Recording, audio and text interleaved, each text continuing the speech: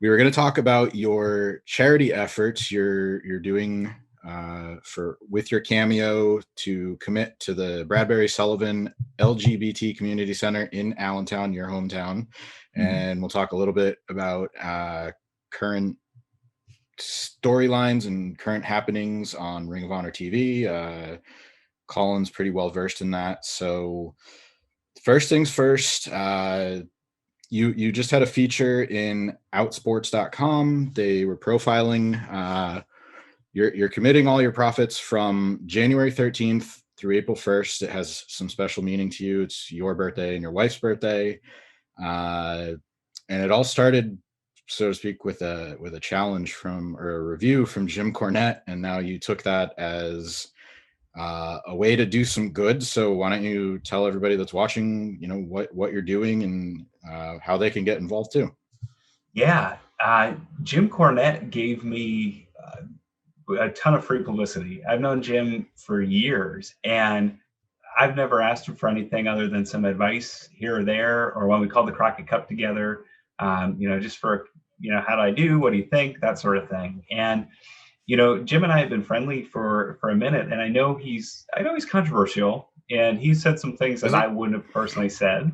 But he, he is somebody that also, despite some of his words, has said very positive things about inclusion and equality and things like that over the years, whether it be racial equality or sexual orientation equality.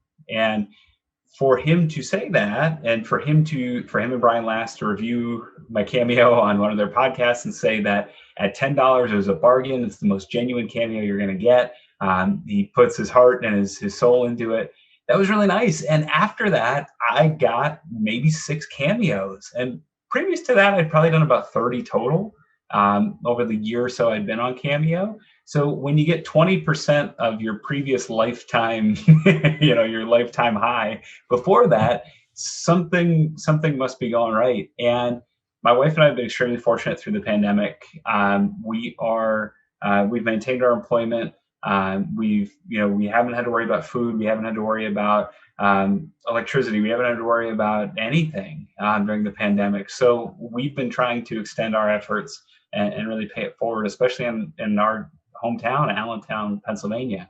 And so when Jim started to inadvertently get me the publicity on my cameo, I just decided, you know what, this money, while it would be nice to have, I collect Moses Malone cards, I collect some action figures.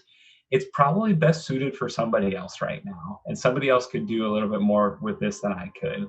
And so I remembered an email I got a couple of weeks before from the Bradbury Sullivan Community Center in Allentown, Pennsylvania. And they had asked me if I wanted to do something with them again this year. Previously, we'd done a T-shirt with my sign-off "Happy Wrestling" and the Pride flag. We'd done a micro brawler, which there's 12 available yet on shophonor.com. Those proceeds also go to Bradbury Sullivan. But they said, "Hey, 2021, let's do something. We'd fund the last 2 years. Have you thought about doing cameos for charity?" So all of a sudden, I had that idea in my head. Jim Cornette gets me all this publicity, and it's perfect. It's from that day, from the ones I did that day, those 6, just started, collecting and earmarking the money to go to Bradbury Sullivan. Cameo's been awesome. They give me the charity, denomination on the site so that you know where it's going to. And from there, we've just, been trying to do and get as many as possible. And there's been some really fun ones. There's been Rank the 93 Phillies hairstyles. There's from Bill. There's been other ones about, if you had to rank the top 5 Ring of Honor matches you've ever called, your favorite Ring of Honor wrestlers, name 5 wrestlers you'd want to call matches for that aren't in Ring of Honor. So we've had some really good ones. I've also had Valentine's Day wishes. I've had, hey, can you say hi to your classmate from grad school that you might not have talked to in a long time. So there's just been a lot of fun ones, and we're almost halfway to the goal. The goal is 67, and 67 puts us a little over $500. $500 is the monetary goal to reach, and I'm hoping that we'll get there. We've had a lot of very positive early turnout the first month. And I think we got a good shot to get 67. Maybe if Jim Cornette mentions it a couple times, or a good friend Jim Ross, maybe he'll put it over on his podcast with Conrad, and maybe that'll give us a little extra boost that we need. There you go. I do want to jump back into something you said, you know, about Cornette, as controversial as he is, no matter what side of the fence you fall on, he does take up some good causes. He, has a good mind for the historical part of the business. So, I mean, personally speaking, I wish he would do more of the good part and the historical part and less Jim Cornette, the character these days.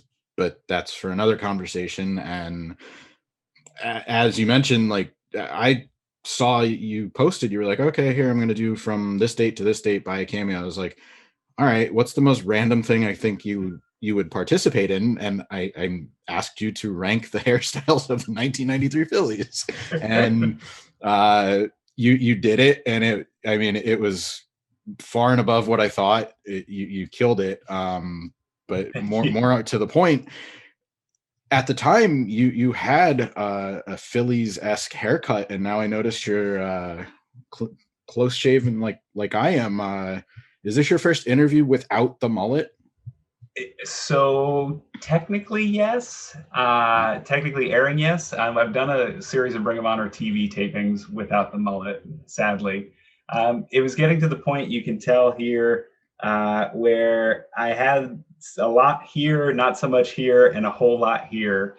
And I wasn't ready to look that old yet because that aged me a good 10, 15 years.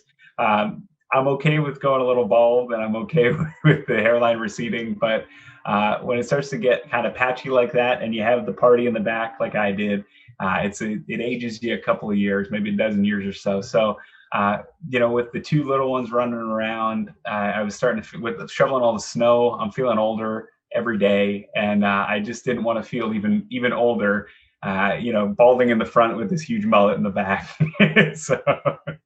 I'm with you there. I do wish we would have got a nice visual of mullet outside shoveling the snow, but I'm with you there.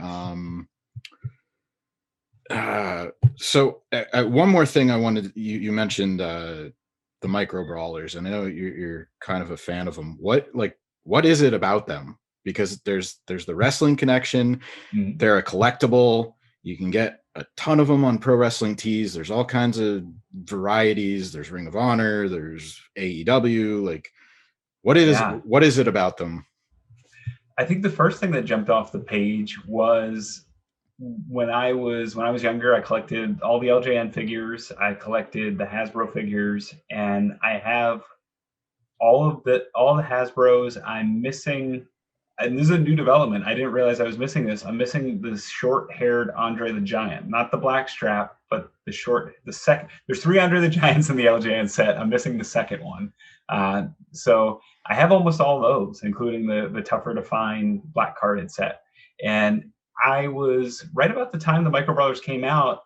Zack Ryder's podcast came out, and that shot the Hasbro prices through the roof. And I was thinking, okay, maybe I'll update. I have all my childhood ones. Maybe I'll get some ones that are in slightly better condition and put them up around the house, or slightly better condition LJN ones and put them up.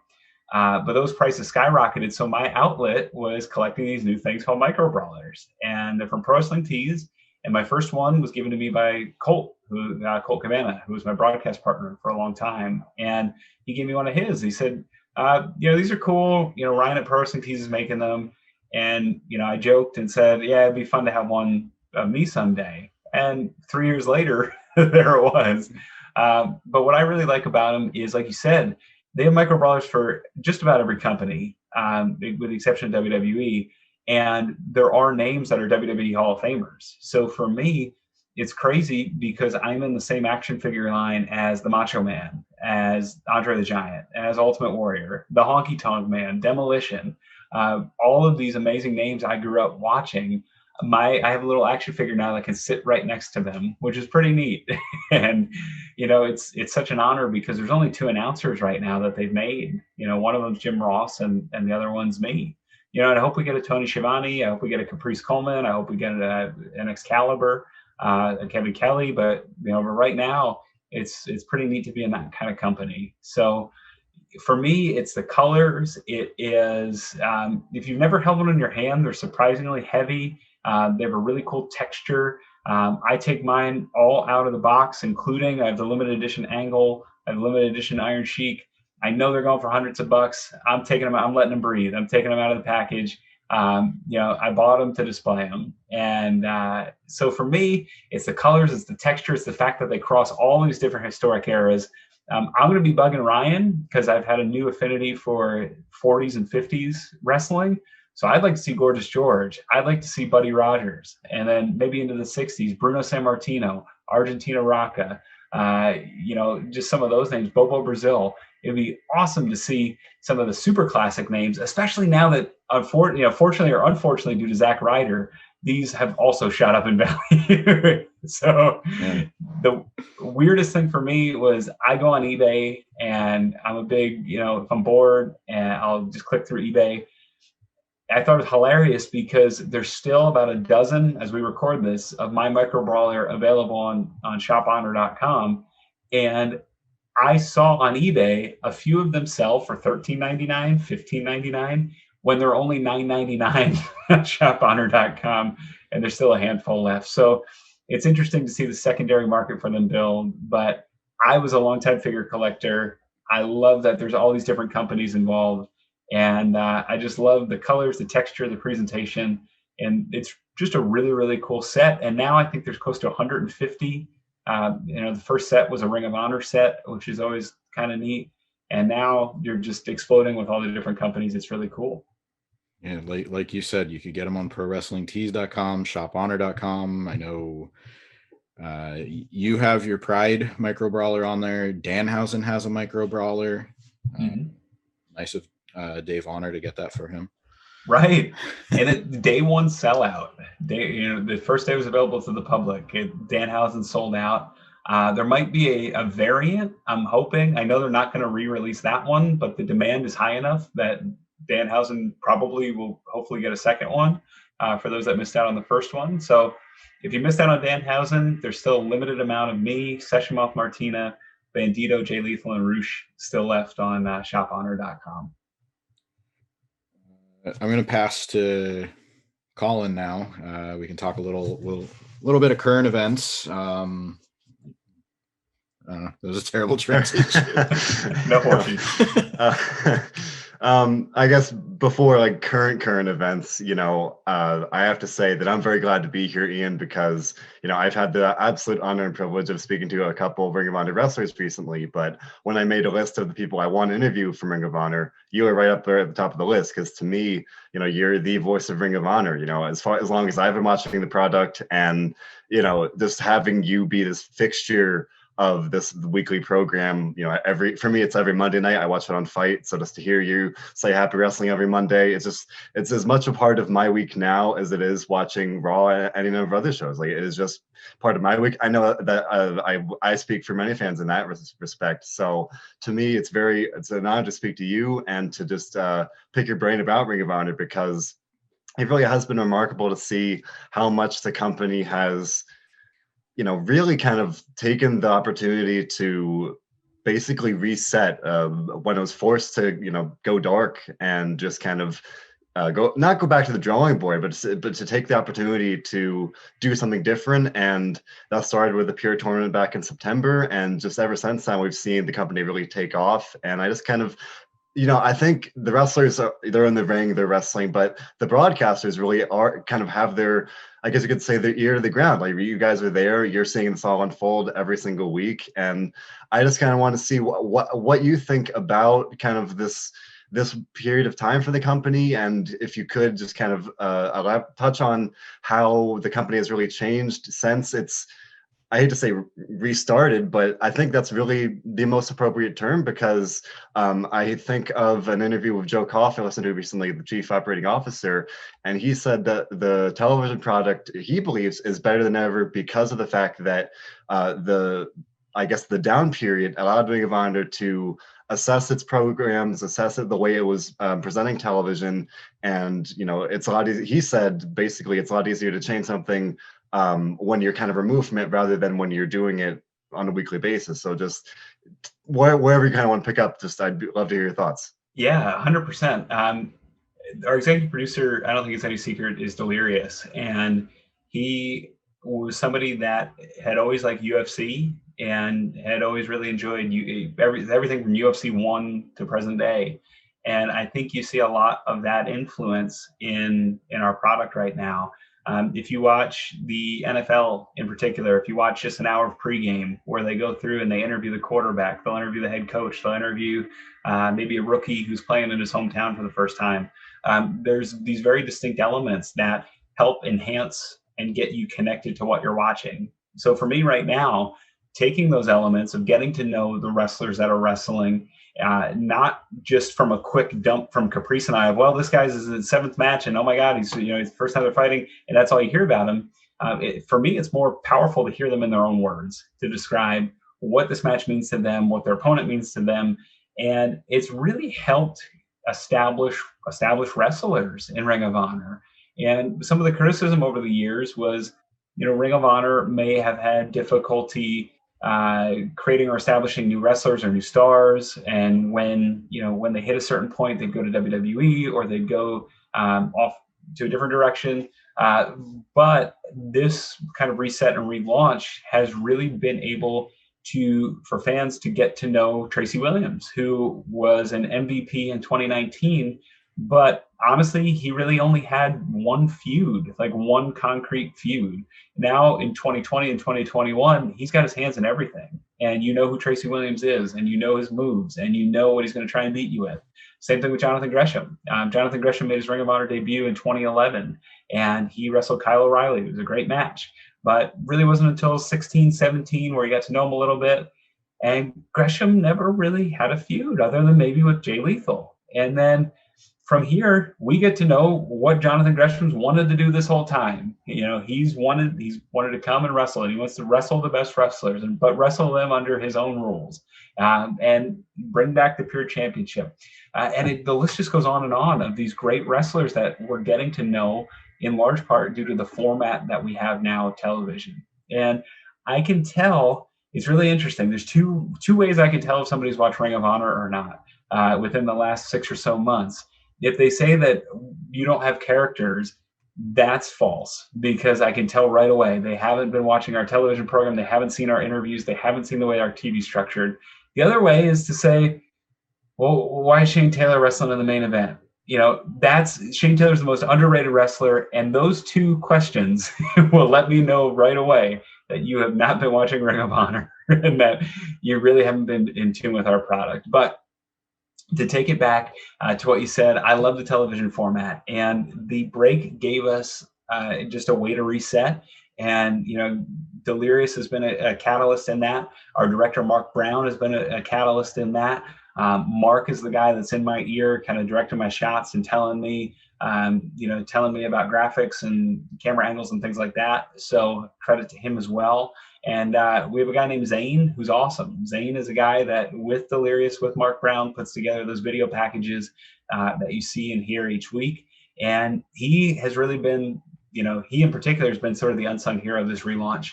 But those three guys, along with the complement of staff, we have our editor, Ashley. We have a ton, just a ton of people. I mean, it's like 100-person crew. So I'm going to leave people out. But just off the top of my head, those are the folks that have really pushed for the change and made the change successful.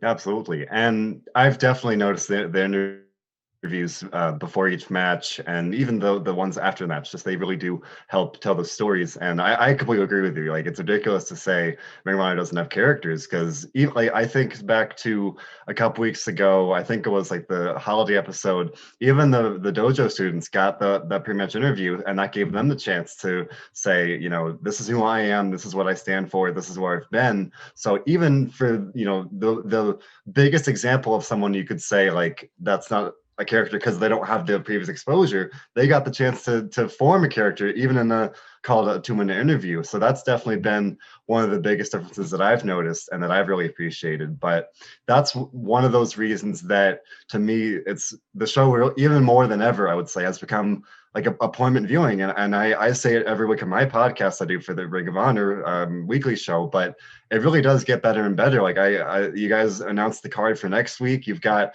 the Briscoes in action. You've got the 6-man tag title match. It just keeps getting better and better. And now we're building up to the 19th anniversary show. And I realized that, I guess, when the company announced the show recently, that's roughly, I guess, a little more than a year at that point. But I think back to last year, Ring of Honor was gonna have the 18th anniversary and past versus present, and of course we look back and everything's happened since. So what are you kind of thinking heading into this, the 19th anniversary show after the year that it has been, and kind of compared to where maybe where you're feeling coming off a Final Battle, but it's the anniversary show. It's kind of a big deal, right? Especially after the year that we've had. Yeah, the anniversary special is always fun for me because it was my introduction to Ring of Honor pay-per-view proper. I'd called one match on pay-per-view before that. I had called a really bloody Steve Corino, BJ Whitmer fight without honor. So for me, what was that? That was the 15th anniversary. That for me that's kind of my tent pole. That reminds me kind of how long I've been in the role, and makes me really happy every time it comes around.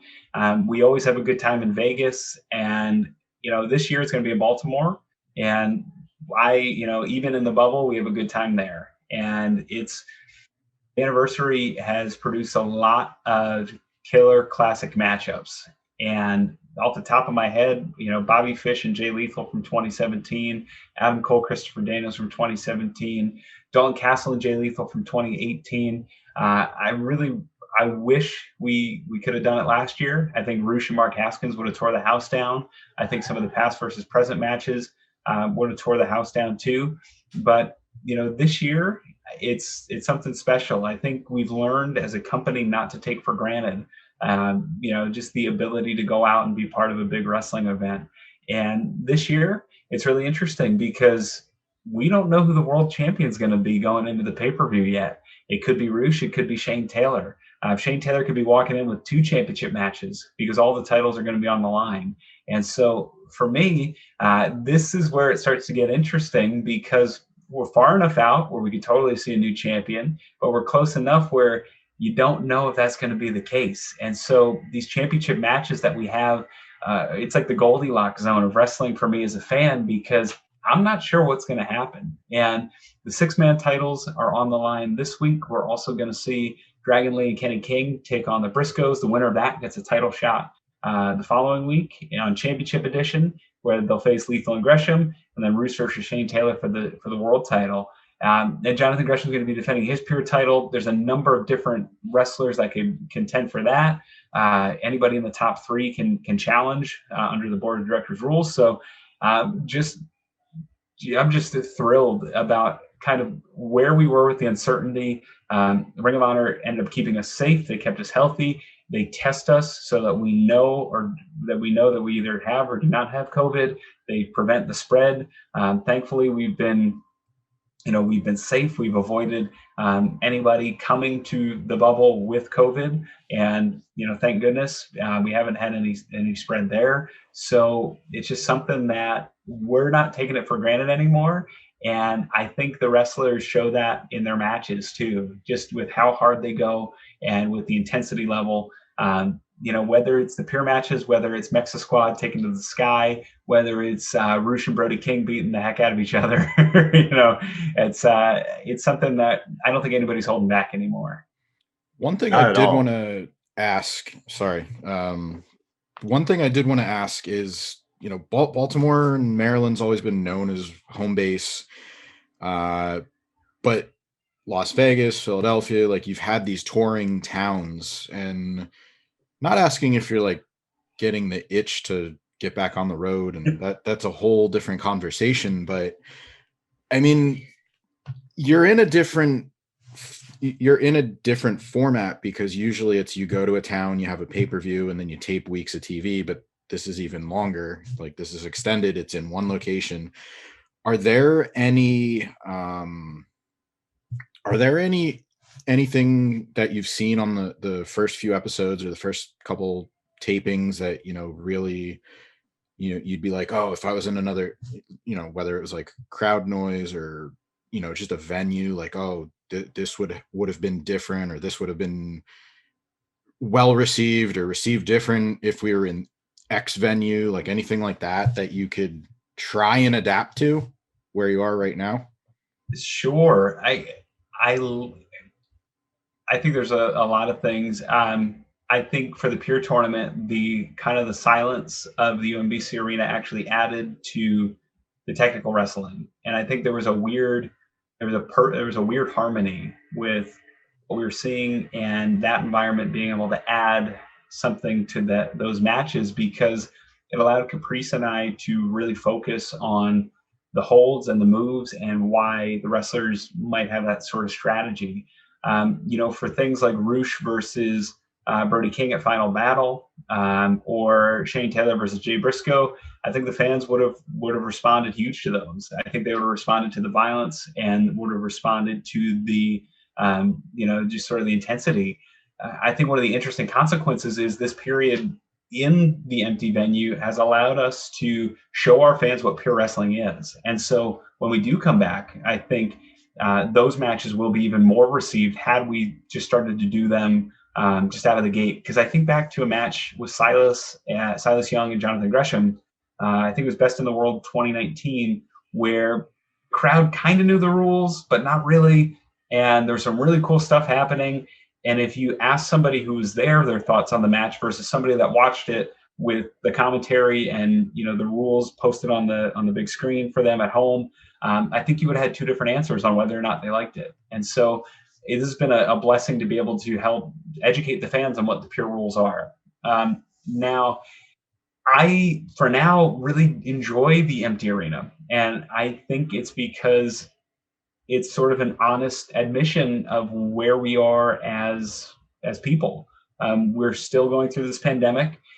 It's a privilege to participate in these bubble tapings. It's a privilege to be outside your home right now at a time when COVID, thank God the cases are going down. Thank God we have a vaccine and it's being administered to people. But by us presenting wrestling in that environment, it's still reminding folks that, hey, this is something that we're getting to enjoy to do. We've made sacrifices away from our families and things to be here. But please, please, please, please, this is a visual reminder. There's still something going on. Stay at home and enjoy this if you can. And so I like that admission, that the tacit admission that's being made there, that this is a privilege to do. We are privileged to present this to you. There's nobody here. That means please stay at home. That sort of feeling. I do think that there are wrestlers that maybe would have a little bit more adrenaline, maybe would be more excited with the crowd. But it's interesting to see how that kind of plays out, because I will say this: the only person I'm ever concerned that will come to the commentary table and do something unexpected is Roosh. And that fear does not go away when there's no fans in the crowd. That's something very, very similar that I feel. And I don't know this, it did not make television, but his brother Dragon Lee also has put that fear in me also. So there is a lot of adrenaline happening. And I think overall it adds to the experience, but I think that'll make us appreciate it even more once we get back to having fans. Yeah, and not for nothing, but I mean, you're the voice of Ring of Honor. You're the voice in many ways. Do you feel any more pressure now that you don't have the crowd noise and you can't really depend on that maybe to react, or you have to focus more on yourself? What's really interesting is when I first started, the feedback I'd get a lot, whether it's from our executive producer, whether it's from Kevin Kelly, was that I talk too much, and that there are times to see and just let the visual tell the story, and to let a camera shot of an exhausted Jay Briscoe looking to crawl and make a pin tell that story better than anything I could say that would come out of my mouth. And so over the years, I've tried to work on saying less and letting the visual tell the story. The minute we got back in August to do the first bubble taping, our executive producer, our director, sat us down and said, "We're going to try something. Talk until you can't talk anymore. And we're going to see how it feels. And, we want you to talk almost as much as you can. There are certain things like commercial breaks, so different timings and things like that you get a feel for, and you know when to kind of lay out and just to not talk.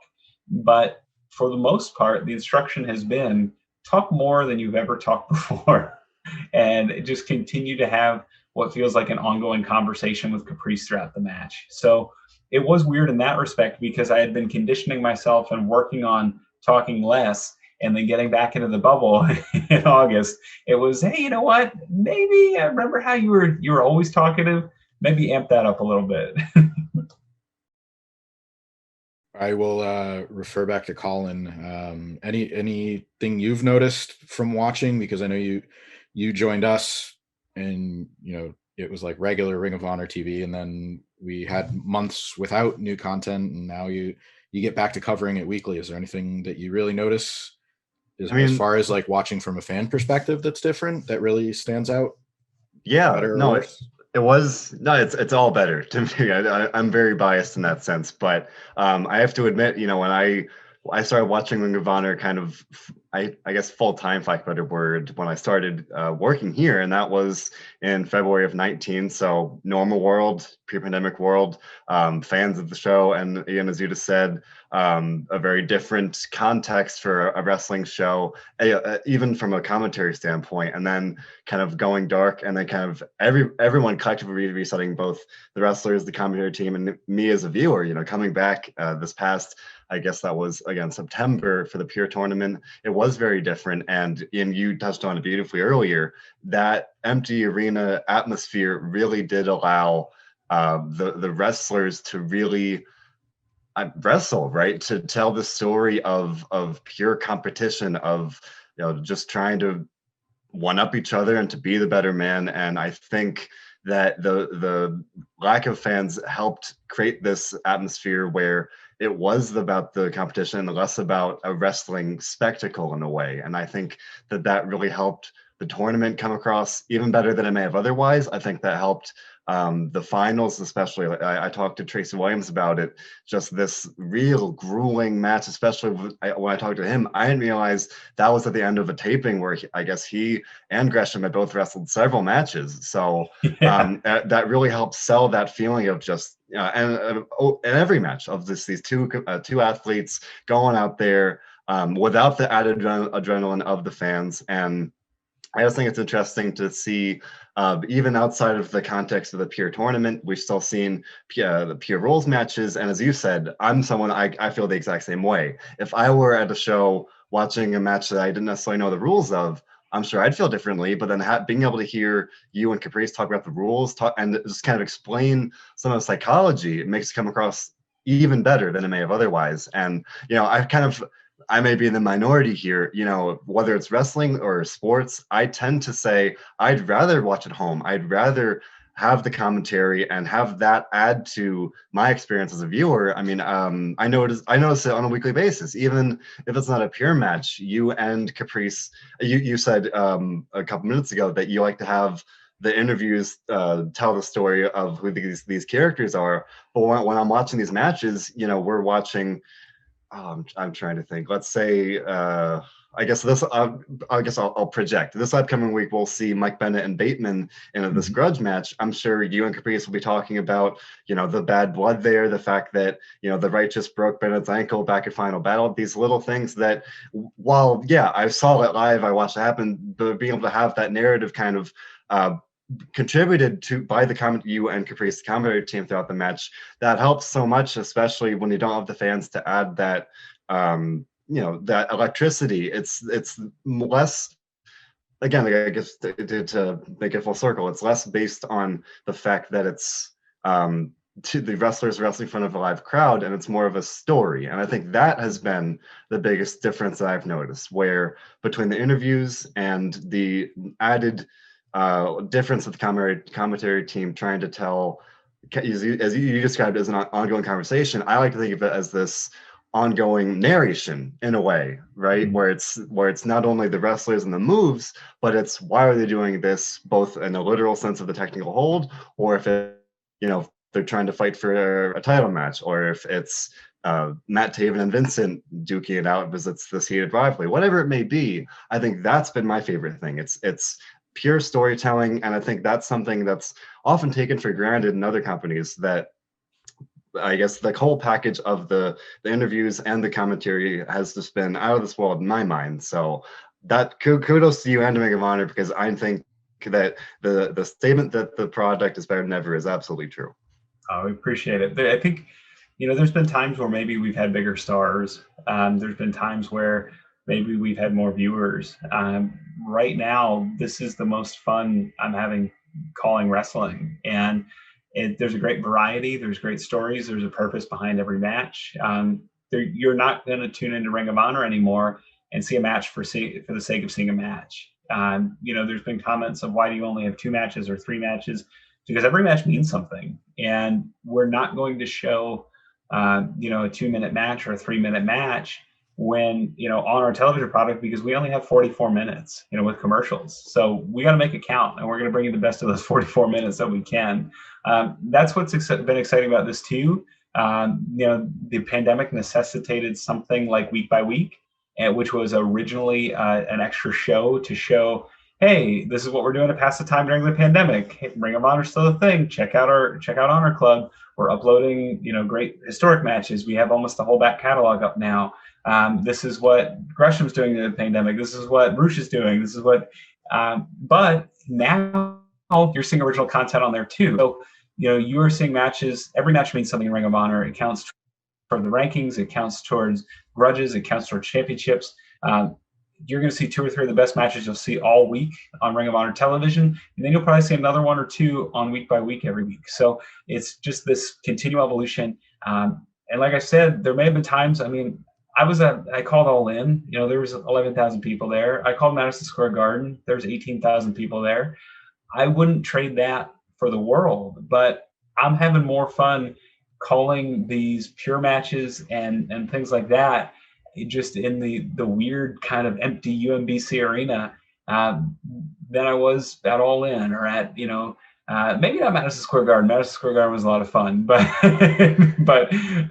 but I'm having just a blast right now, because these matches are so easy to call, and it just, with Caprice, I couldn't ask for a better partner. Absolutely. If I may ask one more question, Sure. Ironically, earlier today, I posted my latest Ring of Honor podcast on the Experience Facebook page, and I got a couple comments on it. And one comment was something along the lines of, Ring of Honor doesn't get the credit it deserves. And I agreed with that. And that spawned a conversation about kind of the different tastes of wrestling fans, and how Ring of Honor might cater to a different wrestling fan than some other companies. And I just kind of want to hear your thoughts on, what is it about Ring of Honor that does set it apart in some ways, and why, and I guess maybe even to an extent, why do you think it's kind of held in a different vein than some of the other major players? Because I think the narrative tends to be that Ring of Honor has had big stars in the past that may no longer be there, and then I think people in some ways have kind of written the company off, whereas you still have Jay Lethal, Jonathan Gresham, the Briscoes, so many talented people, but there seems to be that kind of narrative. But I guess ultimately, like, what is it about Ring of Honor that kind of sets it apart, and why? I guess that kind of a twofold question in that sense. Yeah, I think Ring of Honor has always treated the World Championship with respect, and I think when you have something as guided and as centered as the World Championship, always, being competed for under circumstances as like an athletic competition, since its inception. There's never really been a time in the Ring of Honor World Championship lineage when it wasn't particularly believable that someone won the championship. It's only been vacated once due to injury, and it's something that, Rush is the 27th person to hold it, or 32nd overall, 27th individual. You can look through those names, and over time, it's just a who's who of professional wrestling. And so right there at the top of the card, that there's always going to be somebody worthy of holding the World Championship. When you have now, 19 years of history, that creates the expectation that you're going to see great wrestling every time out. And I'm one for fun in wrestling. I love Danhausen. I love Colt Cabana. I love Kikataru. I love, I love mascots getting involved. I love in Mid-South when Jake Roberts dressed up as Santa Claus, when Hacksaw Jim Duggan dressed up as a gorilla. I love fun stuff, but there's a time and place for that, and you can add that once you have the fundamentals and the core fundamentals. And I think with Ring of Honor, you can reliably expect to see an athletic contest happening in front of you every week. And yeah, we'll do fun stuff. I mean, we had Bernard the Business Bear. I mean, we had all kinds of different things that were fun and that weren't, wrestler A versus wrestler B, the winner gets a title shot. But when you turn around at the end of the day, our core identity is around the fact that you will see the best wrestlers in the world in Ring of Honor. And so thankfully over time, we've never lost that core identity. We've continued to build on it. We've continued to add who we think are the best wrestlers in the world when they become available. We haven't seen the best of Bandito yet. The best of Bandito is still yet to come. We haven't seen the best of Roosh, as crazy as that sounds. The best of Roosh is still yet to come. Mark Haskins, Joe Hendry. I'm chomping at the bit for Joe Hendry and Mark Haskins and Session Moth Martina and the UK talent and Slex and Kellyanne from Australia to be able to come back in the US, because that is another layer. We truly have the best in the world. And so having that core identity, it attracts a reliable fan base, and we appreciate them. I don't think it'd be any surprise to say that I think there's a lot of overlap with old school fans that used to like WCW, used to watch Georgia Championship Wrestling, used to watch Jim Crockett, Mid-South, or might be fans of that style, because I think there's a lot of our DNA and identity in that. At one point, Ring of Honor was seen kind of as a spiritual successor to ECW just because of the proximity. But I think along the lines, it's more of a Jim Crockett Promotions, more of a Mid-South, more of a Georgia, where you can count on seeing the best wrestlers in the world. We're going to mix in a little bit of fun, but 90% of it is going to be combat that you're not going to be, you're not going to want to turn off or be embarrassed about something that happened on TV. It's wrestling, and there's going to be a winner, there's going to be a loser, and it's something that you can enjoy every week, that you have to think a little bit, but not too much about. It's good. It's almost like comfort food. You know what you're going to get, and it's going to be really, really good, and you can enjoy it every week. I'll close it out on this. It's a two-parter. Do you have a favorite match you've called in Ring of Honor in general? And then if you had to, favorite match that you've called in Ring of Honor, and then the favorite match that you perhaps just watched, whether it was during that period or maybe even just one that you saw, since the reboot started.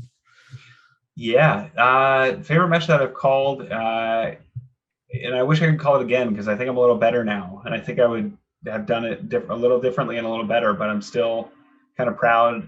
It was 2016. It was in Columbus, Ohio. It's on a DVD. It is Roderick Strong versus Jay Briscoe. And that's a match that really sticks out for me. It's one of the most underrated matches, I think, in Ring of Honor history, because it wasn't on pay-per-view, it wasn't on TV. I don't think a whole lot of people have seen it, but it is a great match. And Veda Scott and I called that one. I think if I could do it again, I'd probably be a little bit better. But I just remember that match being incredible, and that being my favorite match. Since you asked, there's a weird dark match that I was supposed to call for practice that we couldn't air on television because he had signed with WWE, and we were going to put it on TV, but then we couldn't. So I was going to call it, and then I got pulled off because we ended up putting it on DVD, and Kevin called it. But it was Samoa Joe and AJ Styles versus Frankie Kazarian and Christopher Daniels. And really wish I could have called that one. Through no fault of Kevin or anybody else. The decision was made to have Kevin and Steve call that, which understandable. It's a huge match.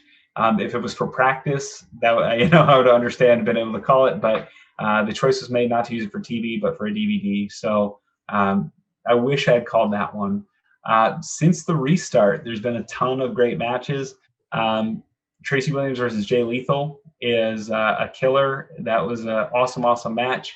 LSG versus Jay Lethal Just that was one of my favorite matches also. But I really liked calling Danhausen versus Brian Johnson. I talk about the seriousness, but if you're doing 9 serious matches, if you're doing 9 knockdown, drag out, high flying, hard hitting, high impact matches, that 10th one should be something a little bit different. And I like that one so much because it was something different.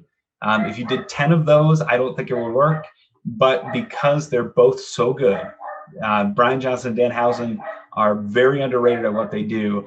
I like calling both of those matches so far, maybe as much as I've called anything else. Oh, and I forgot one. I really liked Roosh and Dragon Lee versus the Briscoes in Philadelphia. That's probably the best pound for pound match I've ever called. What do you recall the time period? Because I want to say, yeah, I think that was in 2019. Was that the December? Like, was that when the Bullet Club was leaving? Just after. It was July. It was the next tape. Okay. July 2019, and it was aired on television in August of 2019. Okay. All right. So I think I want to say I was at the taping, because was that the one where the NWA was still there? Is that yes? When Jay? That was my only night as a manager. I managed Colt Cabana. Yeah, when James Storm beat up Colt, right? Yes. Okay, so yeah, I was there. That was a really good taping. That was a good match. Yep. Yeah. I mean, there's tons to check out. Ring of Honor YouTube, Ring of Honor Honor Club. I want to. Once again, if you guys want to check out the Cameo campaign, find out more on Ian's Twitter page. It's at Ian Riccaboni. I think it's just Cameo/Ian Riccaboni.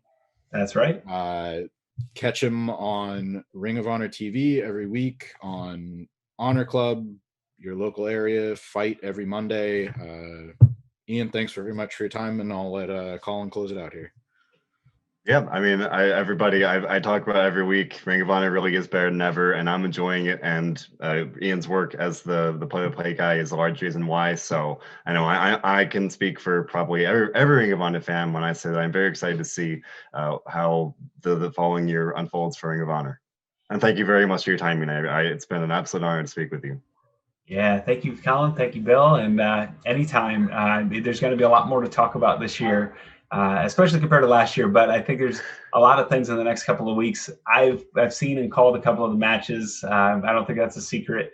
So I will bet my reputation that the next 2 weeks of Ring of Honor television are some of the better matches you'll see. Definitely the best matches you'll see all week. And I encourage fans to check them out. We got the 6-man tag titles on the line, and then the following week the tag titles and the world titles. So whirlwind couple of weeks of Ring of Honor television. And I appreciate you having me. Thank you so much.